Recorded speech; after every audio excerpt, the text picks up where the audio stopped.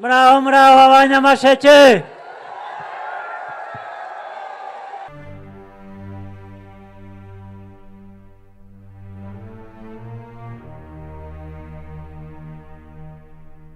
Karengane k'abantu bafungwa by'agateganyo tutangira tubisobanura neza kuko umuntu ubundi mu mategeko y'u Rwanda nibyo twatoye mu mategeko nuko ari urwego rubishinzwe, ari urwego rwa RIB rushinzwe.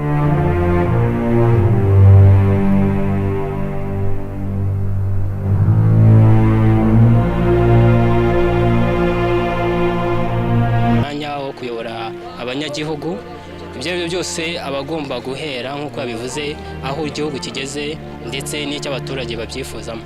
Ibyo yatubwiye za poste dos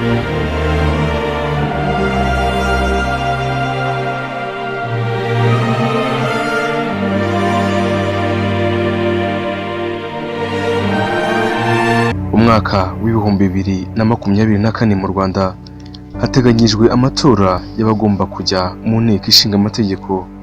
Hateganyijwe kandi amatora y'umukuru w'igihugu ugomba gusimbura nyakubahwa Perezida Paul Kagame, cyangwa yaba ari we wongeye gutorwa akongera akagumaho kuyobora igihugu cy'u Rwanda.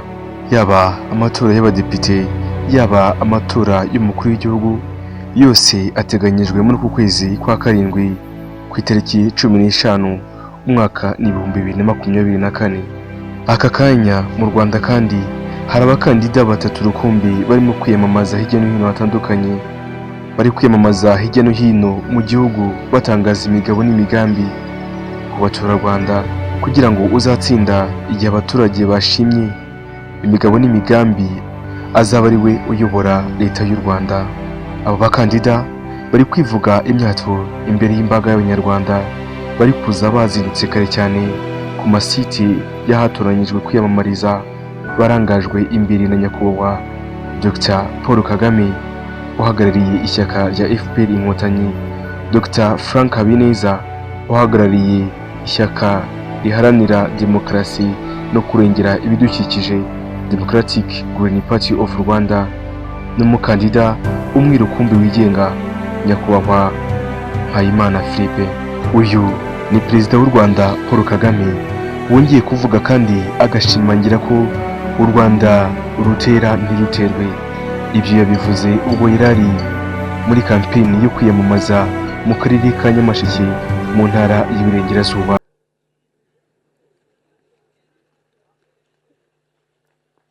Barabigerageje n'ubundi nyine kenshi, ariko banibagirwa n'ibyo tubabwira buri munsi. Sinshaka kwirirwa mvuga wa mugani w'ikinyarwanda bimwe bavuga ko u Rwanda rugira rute ntiruterwa.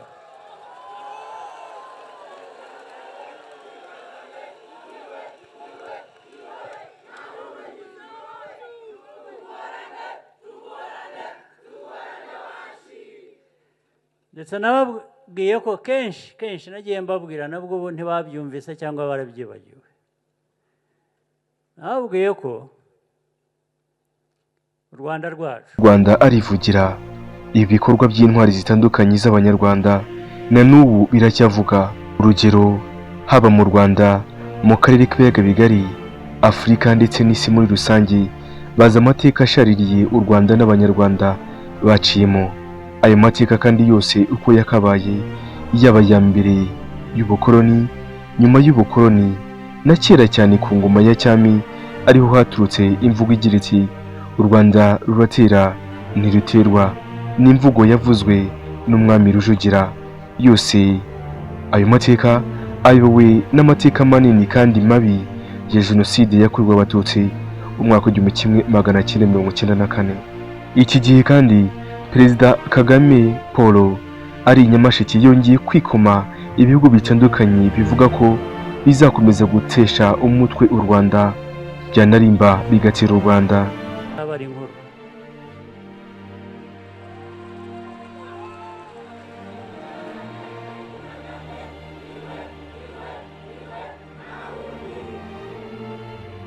kandi nuko basanze baribeshye mwese abanyamasheke muri abanyarwanda nk'abandi banyarwanda muri mu nzira imwe yo kubaka umutekano w'u Rwanda.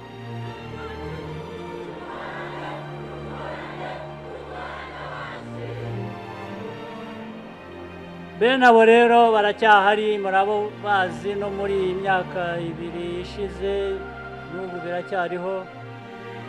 Abandi bari hakurya, ari mu gihugu cy'igituranyi cy'uburengerazuba, ari cyo mu majyepfo, bavuga ko bose bashaka gutera u Rwanda. Abanyarwanda ndetse barambiwe ubutegetsi buriho, barambiwe abayobozi, ko bashaka gufasha abo barambiwe.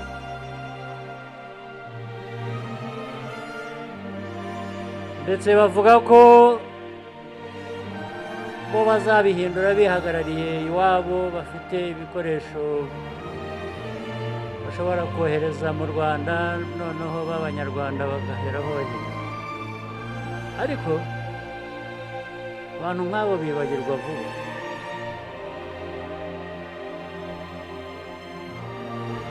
Barabigerageje n'ubundi nyine kenshi, ariko banibagirwa n'ibyo tubabwira buri munsi.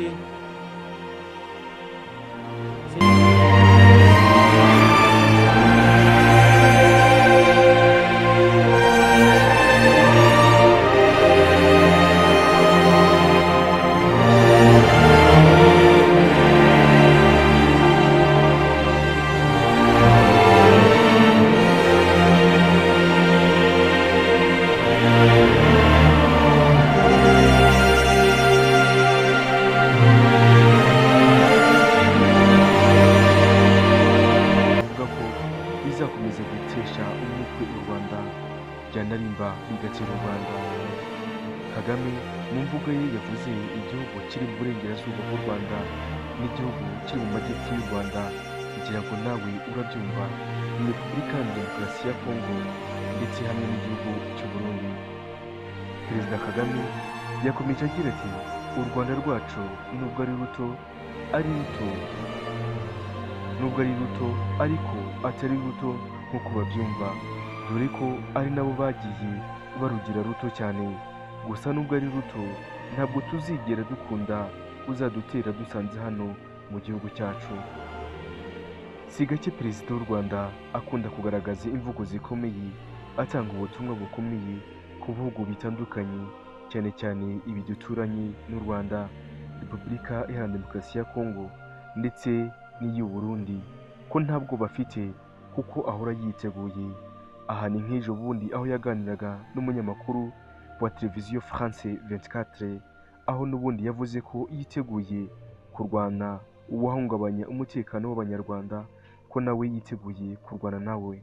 Perezida Kagame yongeye kugaruka ku bijyanye n'amateka y'amoko mu Rwanda, aho yavuze ko buri wese afite uburenganzira bwo kujya aho ashaka no kwitwa ubwoko ashaka, haba kuba umugatolika, umuporosyo, umudive, uwiyita umuhutu cyangwa umutwa, umututsi, ko nta kibazo yabyiyita, ngo gusa ikibanze ni ukuba ari umunyarwanda. Ijambo ryo kwiyubaka, twubaka ubumwe, abanyarwanda bakaba abanyarwanda, ntihabemo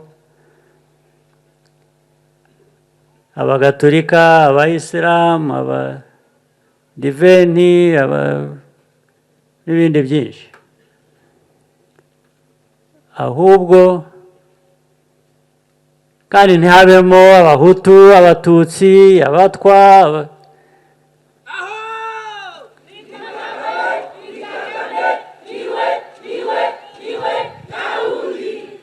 ibyo abashaka kubiba babe ibyo bashaka ibyo ari byo byose,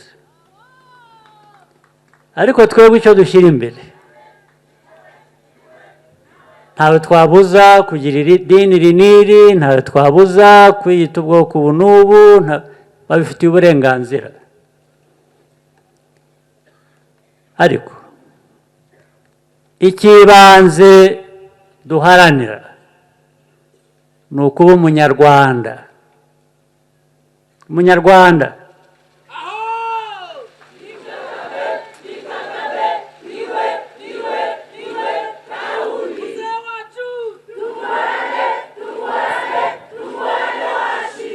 ikindi icyo ari cyo cyose waba cyangwa wifuza kuba, ugifitiye uburenganzira igihe kidashobora guhungabanya umutekano w'abandi, igihe kitabangamira abandi batari nkawe. Ni ukuvuga rero ngo ibi byose tubikoresha kubishyira hamwe, kubaka u Rwanda, kubaka ubunyarwanda, kuba umunyarwanda, sibyo? Kuba umunyarwanda rero nayo iyo tumaze kubyumva dutyo turi umunyarwanda.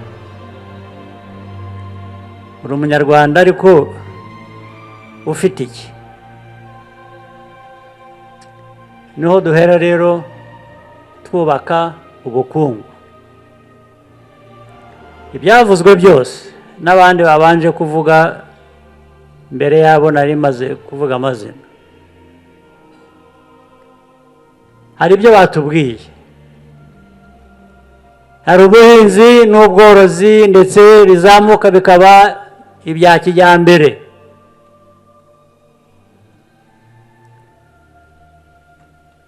Hari ukwikorera.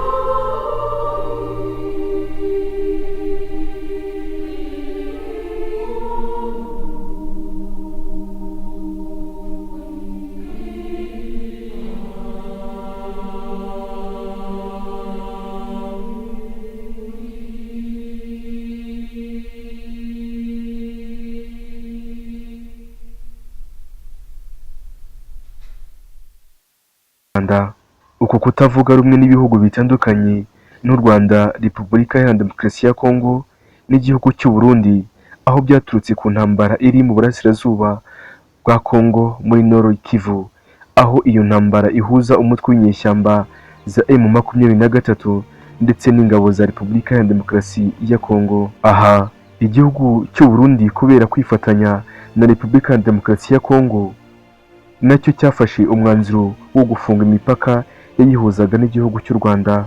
Ni nyuma y'aho igihugu cya Kongo nacyo cyari cyaramaze gufunga imipaka yayihuzaga n'igihugu cy'u Rwanda.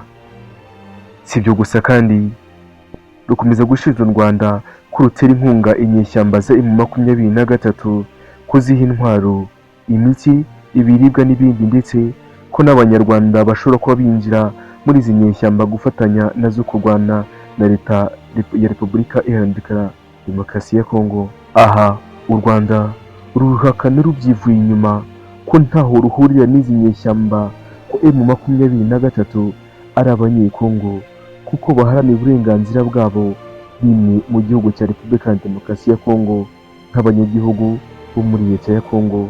U Rwanda kandi rukomeza gutabaza ko impunzi z'abanyekongo z'abatutsi bavuga ururimi rw'Ikinyarwanda bakomeje guhohoterwa, gusahurwa, kwica, ariko amahanga arebera, bityo ntihagire icyo ibihugu by'amahanga ndetse icyo babivugaho. Rugira ruti aho kugira ngo bite ku bibazo cy'ikiremwa muntu, bakita ku ntambara kandi ari nabo bayitera. Aha Abanyarwanda cyangwa se abavuga ururimi rw'Ikinyarwanda bari muri Repubulika Iharanira Demokarasi ya Kongo, cyane cyane Abatutsi, bagiye bakurwa mu byabo, abandi bagahohoterwa, abandi bagasahurwa, abandi bagahunga kubera intambara iri hagati ya M23 ndetse na Repubulika Iharanira Demokarasi ya Kongo. Inshuti bakunzi babizazamenya, reka dukomeze twifuriza ibihe byiza kandi amatora twese tuzaharanire ko yaba mu mahoro ndetse n'umutuzo. Ruto bamwe kuko bagiye baruca n'ibice bitandukanye, ariko narababwiye ngo u Rwanda kubera ko ari ruto ntabwo tuzategereza udutera dusanga hano.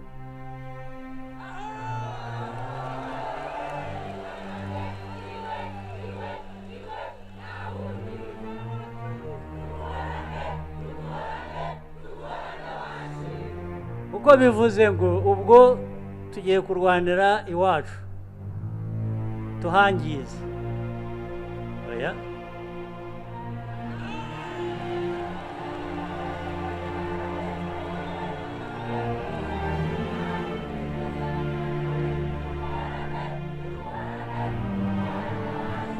tuzabasanga aho igihugu ari kinini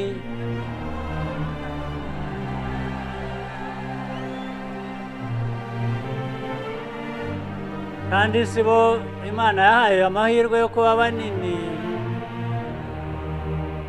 Ubwo rero ubuto bwacu turaburinda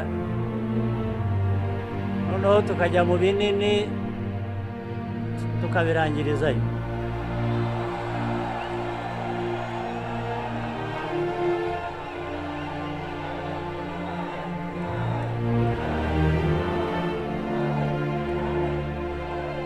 kandi nabwiye n'abandi nabo niba bumva nababwiye ngo kurinda u Rwanda ntawe tubisabira uruhushya,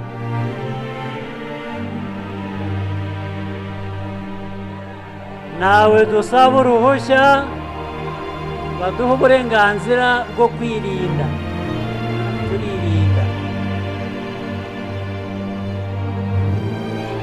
abo rero bahiga gutera u Rwanda cyangwa babikoze nanone nabibutsa ngo bashatse bacisha make.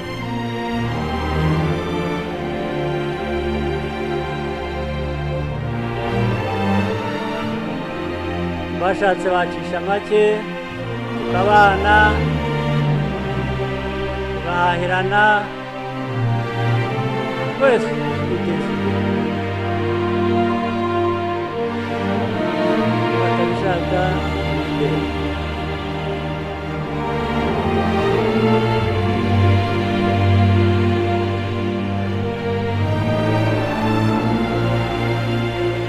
ubwo ariko narangiriza kuri ibyo kugira ngo umutekano nicyo cy'ibanze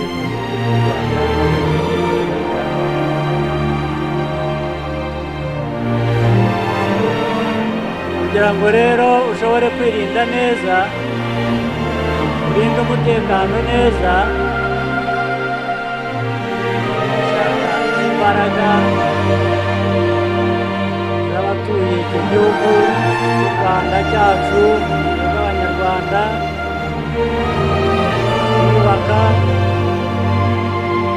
kwiyubaka cyane cyane kubaka ubukungu bwaduha imbaraga zo kugira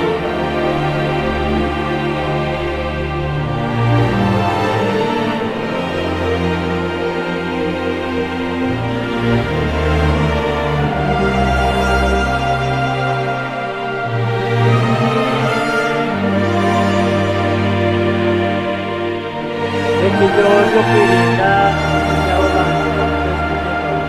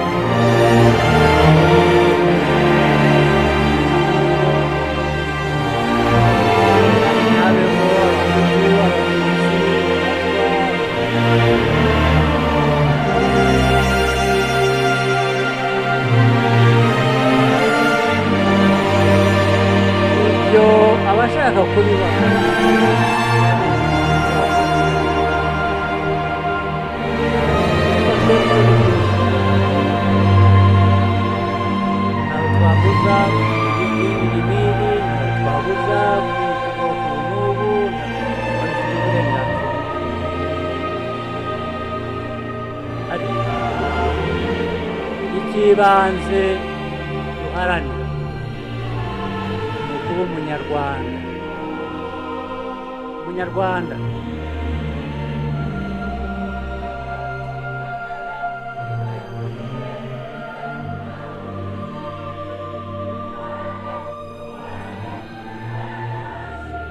ikindi icyo ari cyo cyose waba cyangwa wifuza kuba ugifitiye uburenganzira igihe kidashobora guhungabanya umutekano w'abandi,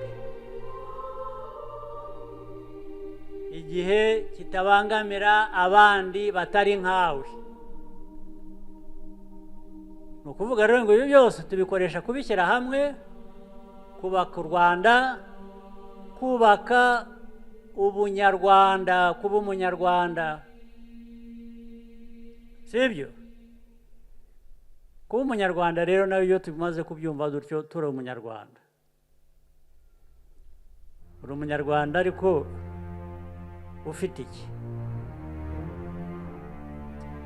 Niho duhera rero twubaka ubukungu. Ibyavuzwe byose n'abandi babanje kuvuga mbere yabo nari maze kuvuga amazina, hari ibyo batubwiye. Hari ubuhinzi n'ubworozi ndetse bizamuka bikaba ibya kijyambere.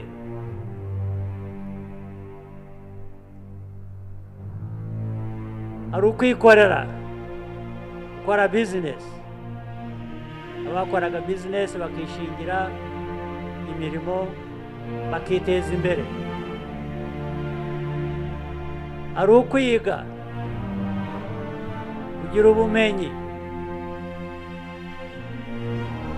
Ubundi buri wese afite ubwenge, ariko ntabwo buri wese afite ubumenyi. Mwari muzi itandukaniro ryabo. Ubumenyi ari n'ubwenge. Ubwenge buri wese arabufite. Ubumenyi ntabwo buri wese abufite, burashakwa.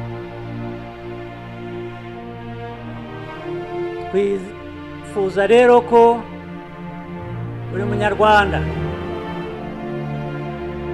yiga akagira ubumenyi, akagarukira aho ashaka kugarukira hano hose.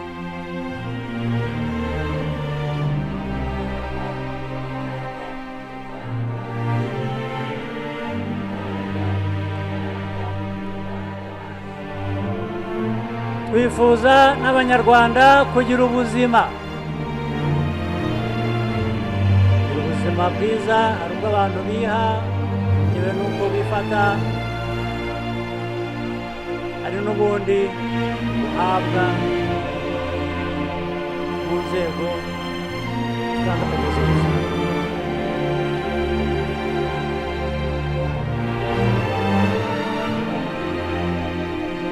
Ibyo byose hari amashuri atanga ubumenyi, hari n'aho abantu inzego z'ubuzima ziri, aho bazisanga hose hakubakwa, kandi hakubakwa bya kijyambere.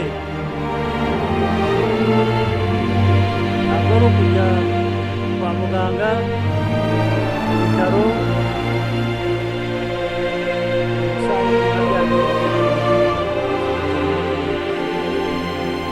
ntabwo ari ukuvura imiti.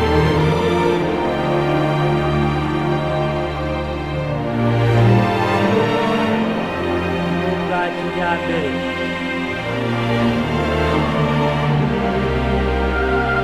Iyo mihanda mwavuze, imihanda, amashanyarazi, ibikorwa remezo byose nabyo hari byinshi bishaka.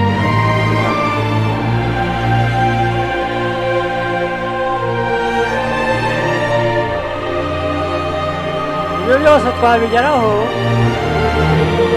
dufite ubufasha bwanyu, duhereye ibikorwa itariki 15 z'ukwa karindwi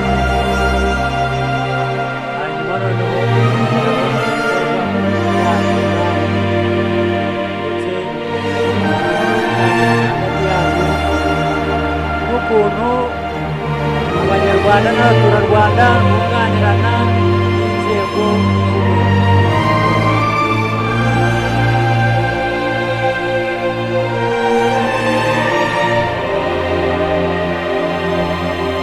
ibyangombwa rero by'iterambere ry'u Rwanda muri ibyo bintu ndetse kugira inganda byagenda abantu bose bakora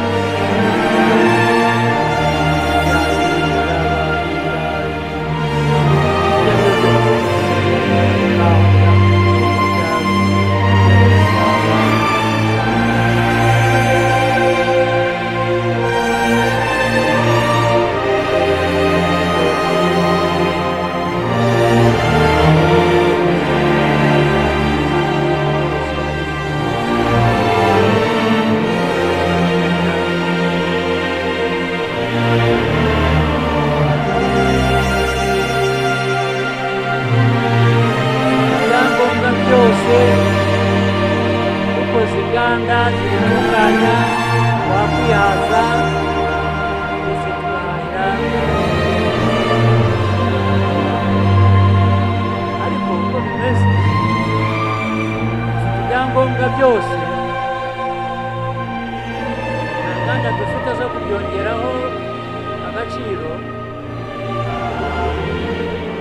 ibyo dukora bya hanze amafaranga make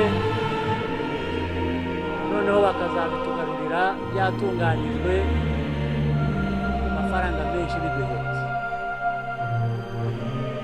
abantu bafite bwa bwenge navugaga rero bafite politike nzima ikora icyo wakora kandi icyo dukwiriye gukora nk'abanyarwanda